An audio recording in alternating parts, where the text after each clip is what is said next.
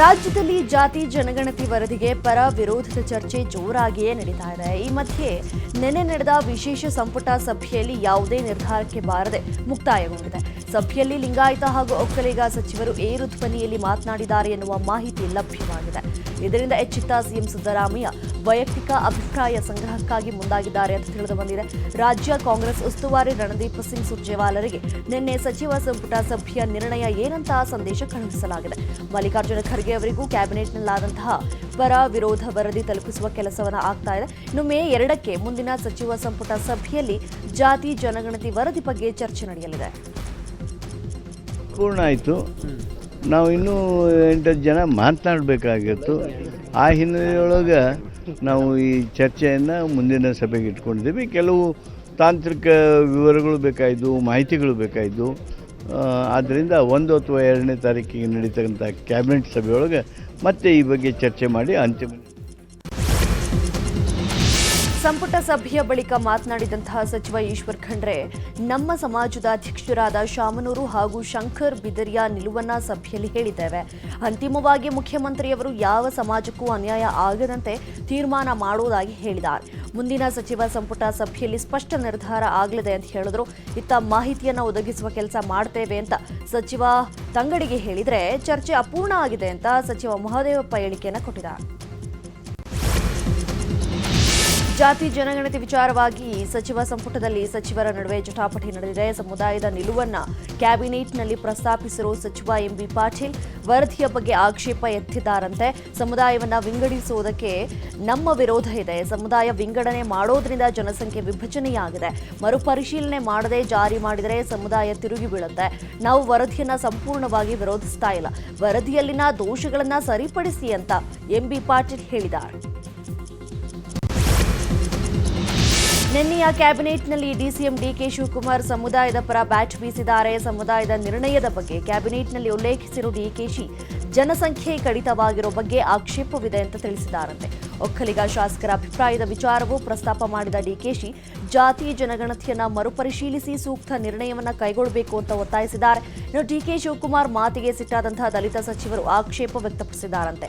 ಈ ವೇಳೆ ದಲಿತ ಸಚಿವರ ಹೇಳಿಕೆ ಮಧ್ಯೆ ಧ್ವನಿಗೂಡಿಸಿರುವ ಸಿಎಂ ಸೇರಿ ಇನ್ನು ಕೆಲವರು ಸಚಿವರು ಈ ಸಂದರ್ಭದಲ್ಲಿ ವರದಿ ವಿರೋಧ ಸರಿಯಲ್ಲ, ವಿಶೇಷ ಅಧಿವೇಶನ ಕರೆದು ಚರ್ಚಿಸೋಣ ಅಂತ ಸಲಹೆ ಕೊಟ್ಟಿದ್ದಾರೆ. ಜಾತಿ ಜನಗಣತಿಯ ಬಗ್ಗೆ ಕ್ಯಾಬಿನೆಟ್ನಲ್ಲಿ ಅಪೂರ್ಣಗೊಂಡ ವಿಚಾರಕ್ಕೆ ವಿಪಕ್ಷ ನಾಯಕ ಆರ್ ಅಶೋಕ್ ವ್ಯಂಗ್ಯವಾಡಿದ್ದಾರೆ.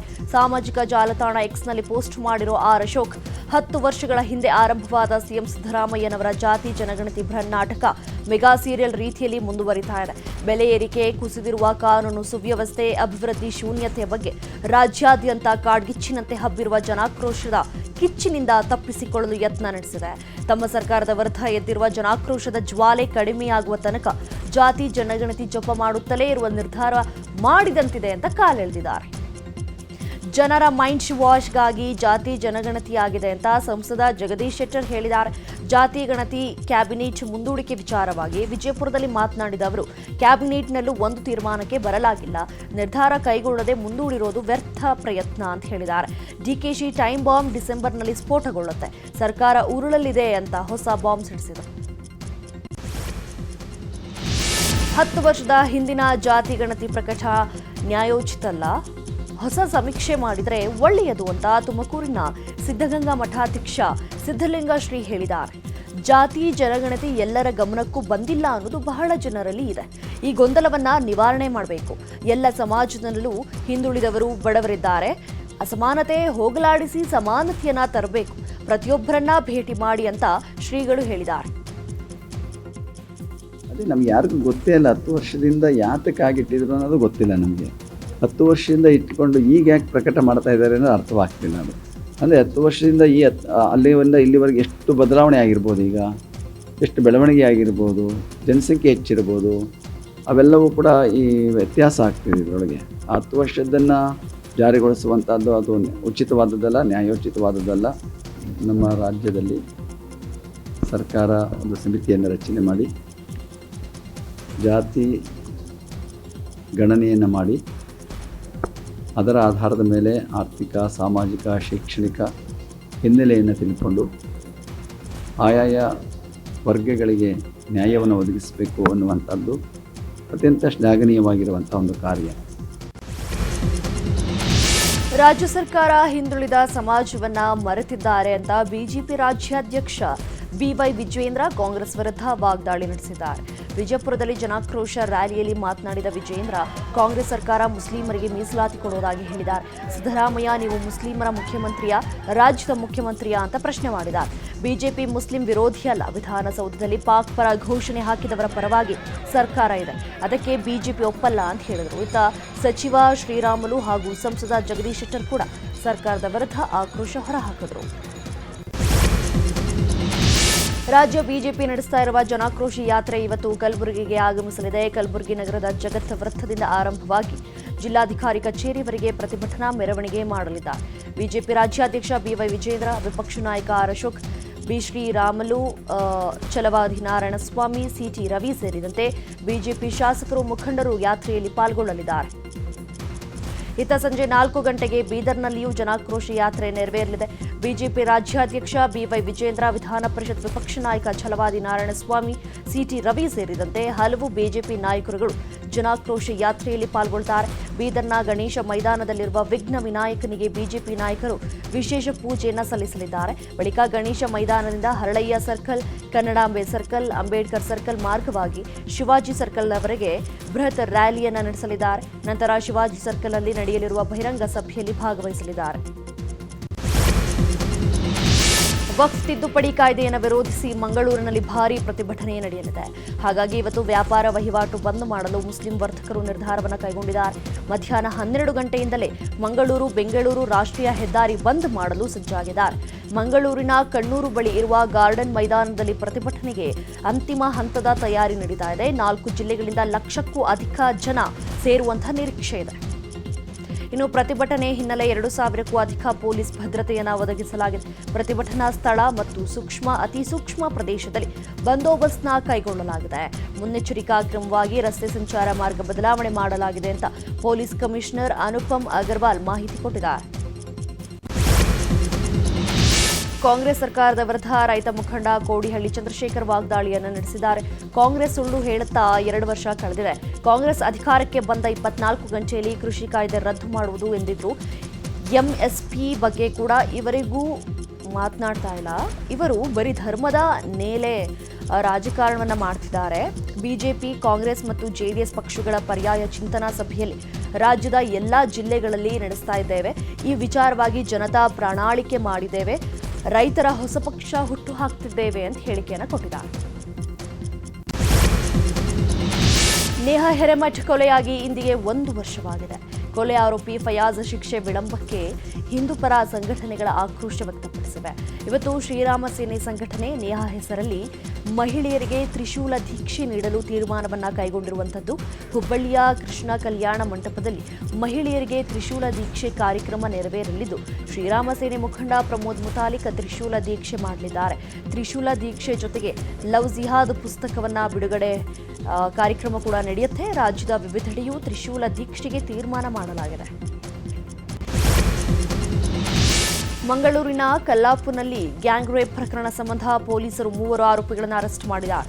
ಪ್ರಭುರಾಜ್, ಮಿಥುನ್ ಹಾಗೂ ಮನೀಶ್ ಬಂಧಿತರು. ಕಾಸರಗೋಡುವಿನಲ್ಲಿ ಕೆಲಸ ಮಾಡುತ್ತಿದ್ದಂತಹ ಪಶ್ಚಿಮ ಬಂಗಾಳ ಮೂಲದ ಯುವತಿ ಅಲ್ಲಿ ತನ್ನ ಸ್ನೇಹಿತನೊಂದಿಗೆ ಗಲಾಟೆ ಮಾಡಿ ಉಳ್ಳಾಲಕ್ಕೆ ಟ್ರೈನ್ನಲ್ಲಿ ಬಂದಿದ್ಲು.